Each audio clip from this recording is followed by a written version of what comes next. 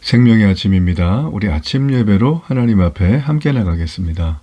오늘은 마태복음 14장 1절에서 12절까지의 말씀을 우리 함께 읽으시고 우리 하나님 말씀을 따뜻하게 나누겠습니다. 제14장. 그때 분봉왕 헤롯이 예수의 소문을 듣고 그 신하들에게 이르되, 이는 세례 요한이라. 그가 죽은 자 가운데서 살아났으니 그러므로 이런 능력이 그 속에서 역사하는도다. 전에 헤롯이 그 동생 빌립의 아내 헤로디아 일로 요한을 잡아 결박하여 옥에 가두었으니, 이는 요한이 헤롯에게 말하되 당신이 그 여자를 차지한 것이 옳지 않다 하였습니다. 헤롯이 요한을 죽이려 하되 무리가 그를 선지자로 여김으로 그들을 두려워하더니, 마침 헤롯의 생일이 되어 헤로디아의 딸이 연석 가운데서 춤을 추어 헤롯을 기쁘게 하니, 헤롯이 맹세로 그에게 무엇이든지 달라는 대로 주겠다고 약속하거늘 그가 제 어머니의 시킴을 듣고 세례 요한의 머리를 소반에 얹어 여기서 내게 주소서. 왕이 근심하나 자기가 맹세한 것과 그 함께 앉은 사람들 때문에 주라 명하고 사람을 보내어 옥에서 요한의 목을 베어 그 머리를 소반에 얹어서 그 소녀에게 주니 그가 자기 어머니에게로 가져가니라. 요한의 제자들이 와서 시체를 가져다가 장사하고 가서 예수께 아뢰니라. 언젠가 한번 제가 서울의 번화가 길을 걸어가고 있었는데 그 번화가 길 양쪽 대로변에는 우리가 알만한 여러 프랜차이즈라든지 당시에 유행하고 있던 아이템들을 판매하는 그런 가게들이 질비하게 있었습니다. 상당히 고가의 물건들을 많이 판매하고 있었고, 또 그 앞을 지나가는 분들은 정말 죄송한 얘기지만 좀 이렇게 경제적으로 부유한 사람들만 보통 지나가는 그런 거리였습니다. 그러니까 일반적으로 이제 사람들이 접근하기가 좀 어렵죠. 오지 말라고 바리케이트를 친 건 아니지만. 그런데 제가 이제 일이 있어서 그 큰 대로변 바로 뒤에 있는 이면 도로를 해서 이 골목으로 좀 들어가고 있었어요.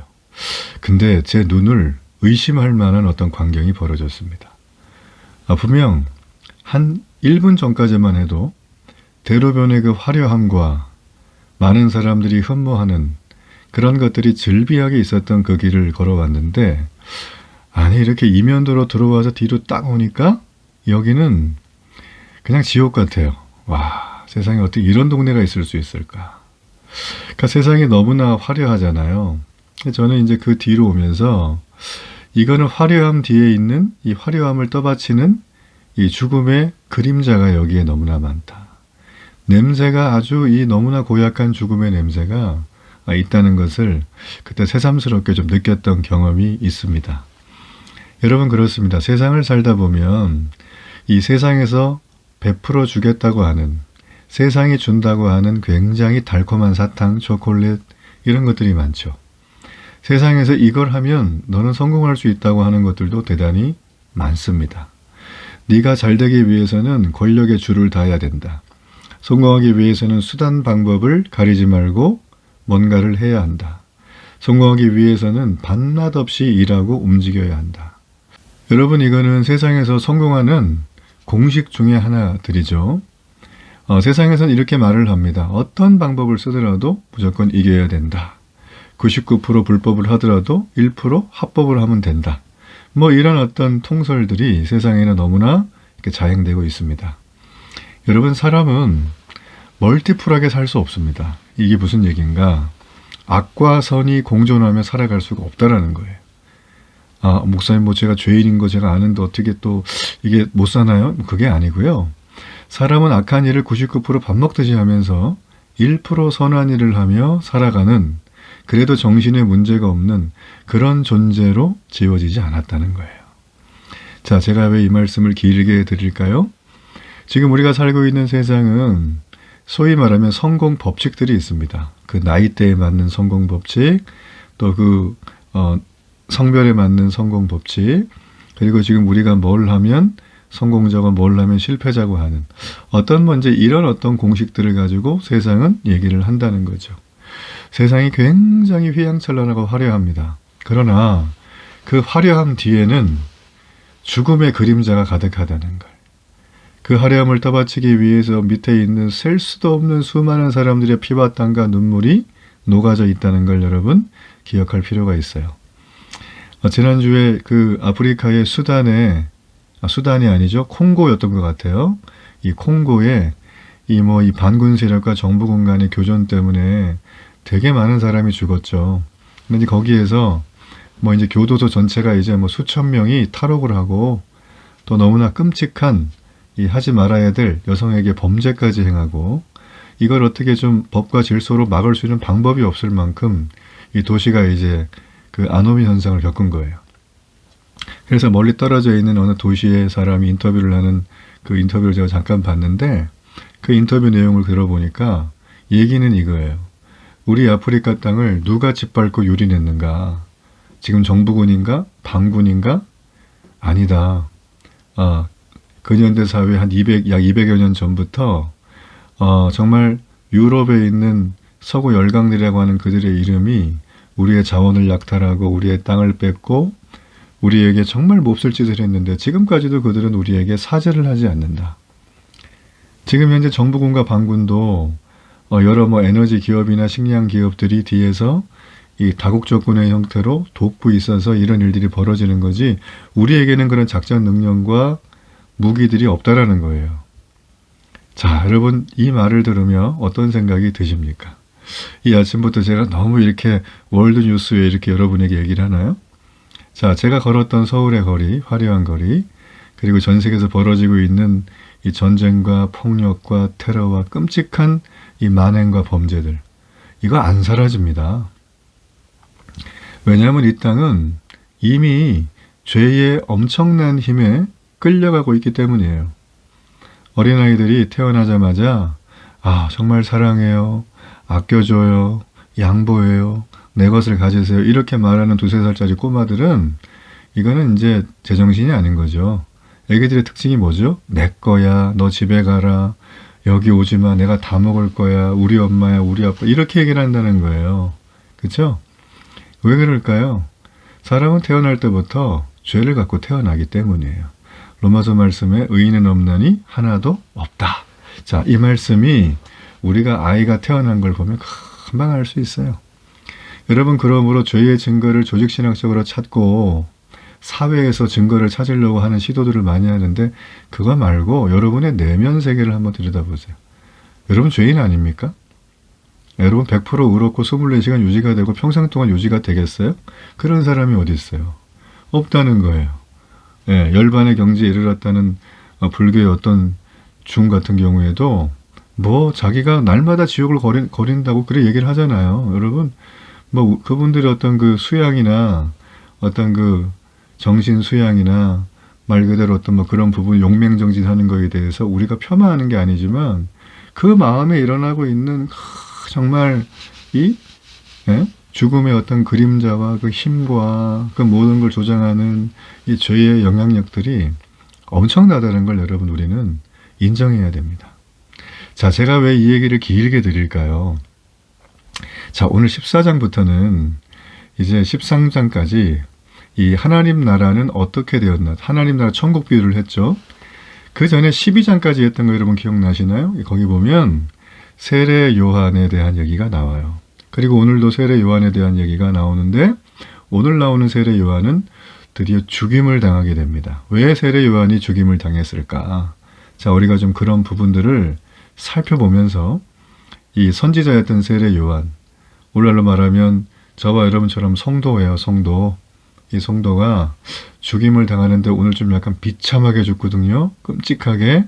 왜 이렇게 테러블할까 이런 생각이 드는데 우리가 왜 이런 상황이 벌어졌고 이때 하나님께서는 이 죽음을 통하여 어떻게 이끌어 가시는가. 자, 그런 부분들을 좀 함께 살펴보기를 원합니다.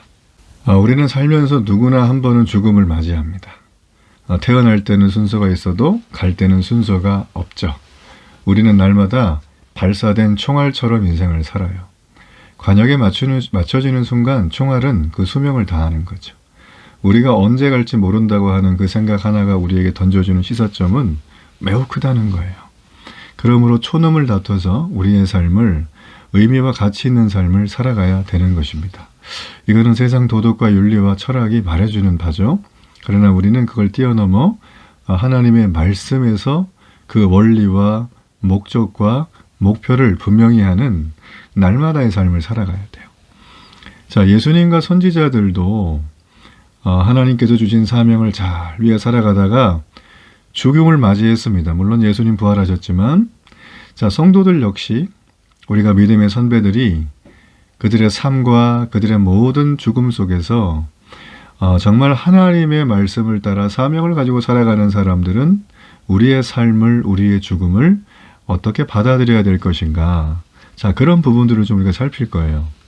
자, 오늘 여기 말씀해 보면 분봉왕 헤롯이라고 등장합니다. 1절에. 이 헤롯이 누구냐면, 여러분이 헤롯의 가계도가요, 복음서에는 크게 헤롯만 한 4명쯤 돼요. 예. 이게 되게 헷갈리거든요. 성경은 그냥 써놔서. 근데 이제 여기 나오는 헤롯은 이 헤롯 안티파스라는 사람이에요. 이 사람이 누구냐면, 자, 예수님이 처음 태어나기 전에 이 동방박사들이 이제 등장하잖아요.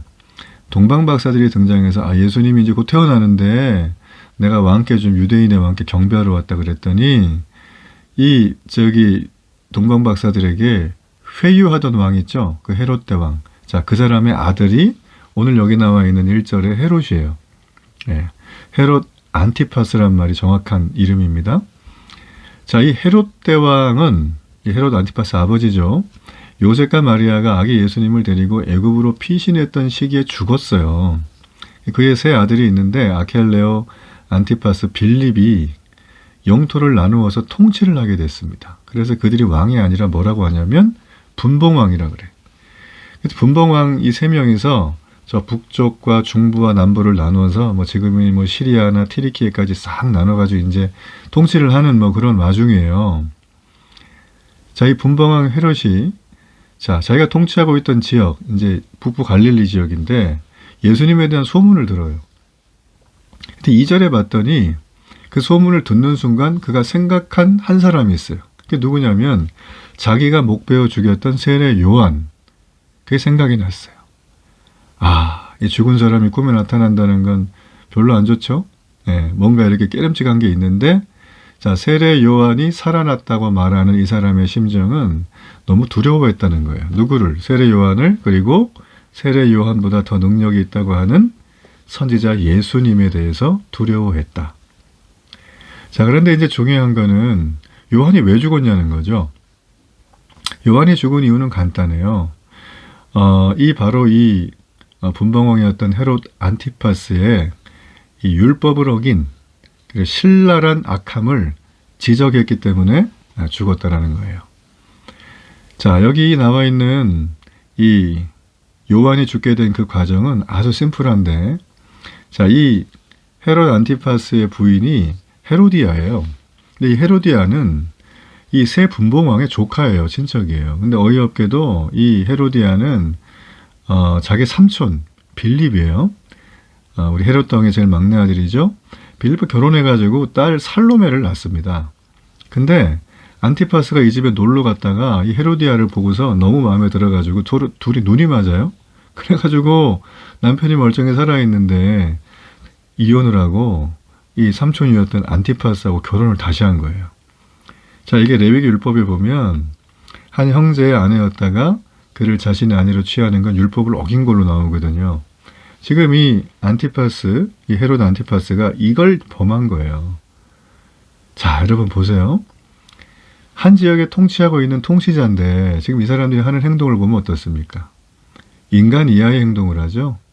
도덕과 윤리는 땅에 던진 거죠. 자기 욕망을 채우기 위해서는, 자기의 소유를 만들기 위해서는 그럴듯하게 포장했지만 결국은 이 더럽고 냄새나고 죽음의 그림자가 가득한 행동을 이들은 지금 벌이고 있다라는 것입니다.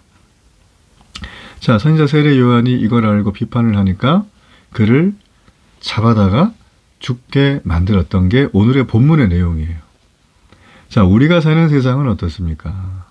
자, 2000년 전에 이 본문의 내용뿐만 아니라 지금 우리도 주변에 보면 정말 얼굴에 철판을 걸고 자신의 힘과 권력과 명예를 총동원해서 자신의 가인의 성을 쌓는데 급급한 그런 사람들이 너무나 주변에 많죠.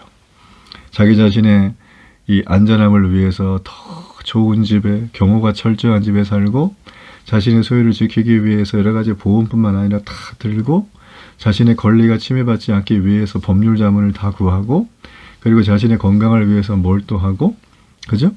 이 모든 어떤 그런 것들이 사실 지금 우리 요즘 세상에서 아주 고도화되고 지능화되고 이 세분화돼서 발전하고 있는 세상의 모습이라는 거죠. 지금 세상이 당시에 헤롯 안티파스가 있었고 세례 요한이 목베어 죽임을 당했던 그때 세상과 별반 다르지 않다는 얘기입니다. 한마디로 말하면. 자, 그러면 지금도 우리가 하나님의 말씀을 따라 살아가는 성도이지만 이 세상에 복음을 전하고 세례 요한처럼 믿음의 말씀을 가지고 죄를 날카롭게 얘기하고 지적할 때 우리 역시 그런 어려움과 힘듦의 순간이 온다라는 거예요. 우리가 하나님 나라를 전파하면 세상의 악인들이 감사합니다 하고 이럴 줄 알죠? 그렇지 않아요. 그들은 하나님 앞에 무릎 꿇기는커녕 예수를 믿는 사람들과 그 예수 그리스도를 싸잡아서 욕을 하고 무력하게 만들기 위해서 별의별 방법을 다 쓰고 있는 것입니다. 우리 주변에 독소 조항이 가미되어 있는 포괄적 차별금지법. 이걸 전 국민들이 좀 알아야 되는데 이걸 아는 국민들이 거의 없는 것 같아요. 기독교인들조차도. 여러분 그거를 꼭 한번 보세요. 왜 독소 조항인가? 거기에 보면요. 이게 동성애자들을 갖다가 그들의 그 동성애 행동을 법으로 보장해주자 그런 내용이에요. 자, 이게 통과가 되면은 어떤 일이 벌어지는가? 제가 전에도 조금 말씀드렸지만 동성애자에게만 국한되는 게 아닙니다. 그 법에는 소위 말하면 주관적인 법률 심리 기준이 담겨 있어요. 이거예요. 내가 사업 때문에 누굴 만났는데 그 사람 말이 기분이 나빠요. 그 사람이 날 고소를 하네? 그러면 우리 고소 고발을 당하면 법적 물적 증거가 필요하죠. 옛날엔 증거가 정말 어떤 물질적인 증거예요. 눈에 보이는 증거. 근데 이게 만약에 법이 통과되잖아요. 그러면 내가 기분이 나빴어요. 이 한마디면 증거가 돼요. 자, 그러면 여러분, 지금 여러분이 하루를 살아가면서 만나는 사람들하고 대화를 할 수 있습니까? 대화조차 못할걸요. 이 사람이 나 기분 나쁘게 쳐다봐요. 말을 저렇게 하는 게 너무 싫은데요.